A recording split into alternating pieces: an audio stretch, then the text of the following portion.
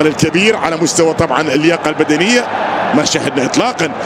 طبعا مع ضغط ايام البطوله، مع ان كل فريق كل منتخب يلعب في تقريبا كل 72 ساعه مباراه، ومع ذلك فنحن امام فريقين حتى الان بمباراه كبيره، بعمل كبير، ببطوله كبيره. كره من جانب عبد الرحمن العبود، فقد كرته الماضيه، تعود الان للاردن في هذا المكان، محاوله مستمره. الشوط الثاني الكره تصل الرشدان، وبعد ذلك ربما الان يريد منتخب الاردن ان يقول كلمته في الكرة الماضية. تعود للمنتخب الأردني مرة أخرى عن طريق محمود مرضي، عالية خطير. الله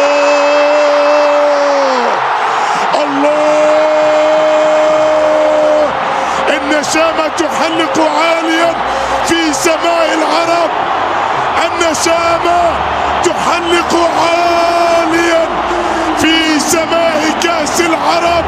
هدف يرتقي له لاعب المنتخب الأردني عاليا ويسجل الرشدان يهدي الأردن هدف المباراة الأول.